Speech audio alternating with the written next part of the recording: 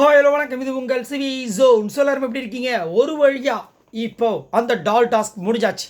So already நம்ம சொல்லிட்டோம் Jeffrey தான் வந்து வின் பண்ணார் அப்படின்னு. ஆனால் எப்படி வின் பண்ணார்ன்ற விஷயங்கள் பயங்கர சுவாரஸ்யமாக இருந்துச்சு. ஆக்சுவலாக 4 பேர் இருந்தாங்க. அதில் ஃபஸ்ட்டே வந்துட்டு நம்ம ஆள் அருண் வெளியே போனார். அதுக்கப்புறம் சாச்சனா, அதுக்கப்புறம் ஜெஃப்ரி, சிவகுமார் இருந்தாங்க. அதுக்கப்புறம் சாச்சனா வெளியே போனாங்க. அதுக்கப்புறம் ஜெஃப்ரி, சிவகுமார் இருந்தாங்க.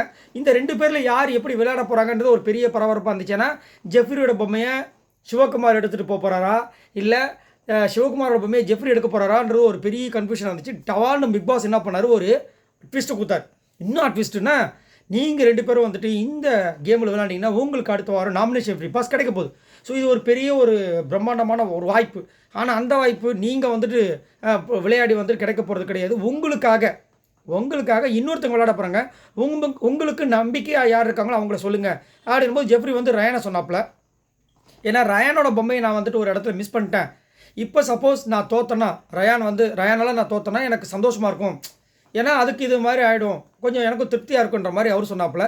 அருண் வந்துட்டு சிவகுமார் சூஸ் பண்ணார். அதுக்கு பிக் பாஸ் கேட்டார், எதுக்காக நீங்கள் சூஸ் பண்ணுறீங்க அப்படின்போது அவர் ரொம்ப எத்திக்கலாக இருந்தார். நான் அஃபென்சிவாக போகலாம் அப்படி சொல்லும்போதும் இல்லை நம்ம எத்திக்கலாக டிஃபென்சிவாக போகணும்னு சொன்னார். அதனால் எனக்கு அவர் தான் வந்து தொழில் கற்றுக் கொடுத்த குருவே, அதனால் அந்த குரு தான் வரணும்னு சொல்லும்போது இவர் கொஞ்சம் படபடன் ஆகுது.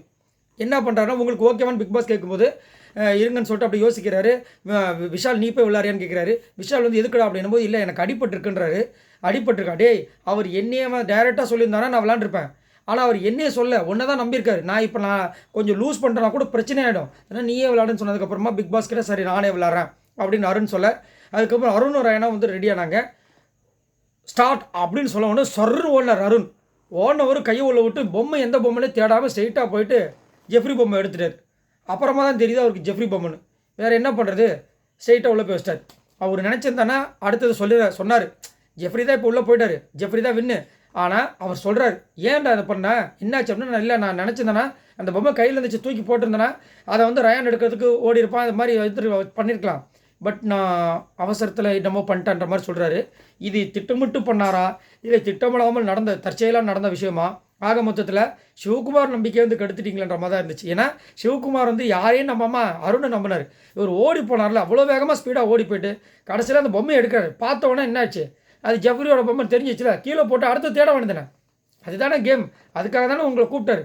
பட் இப்படி வந்து சொதப்போ நான் சத்தியமாக நினச்சி பார்க்கல. அதுக்கப்புறமா வந்துட்டு ஆனால் சிவகுமார் அதை ஸ்போர்ட்டிவாக எடுத்துக்கிட்டு it's okay bro, cool bro, நீங்கள் நல்லா தான் ப்ரோ, நீங்கள் நான் உங்களை நம்புகிறேன் ப்ரோ அப்படின்னாரு. கட்டி பிடிச்சி அழ ஆரம்பிச்சார். அவருக்கு கொஞ்சம் ஃபீலிங் ஆயிடுச்சு போல இருக்குது. ரொம்ப ஃபீல் பண்ணி லைட்டாக அப்படியே கலங்கின மாதிரி இருந்துச்சு.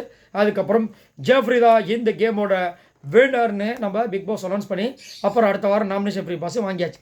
இந்த வாரமும் ஜெஃப்ரி வரல, அடுத்த வாரமும் வரல.